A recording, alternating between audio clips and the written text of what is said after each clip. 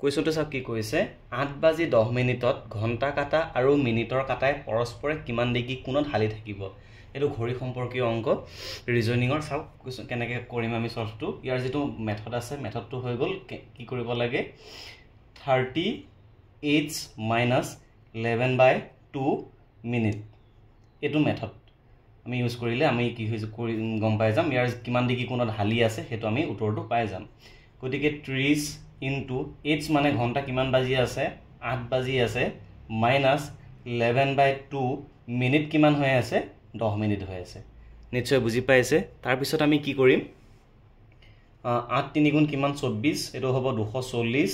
বিয়োগ 2 এ 10ক 5 বাৰ গৈছে 5 11 কিমান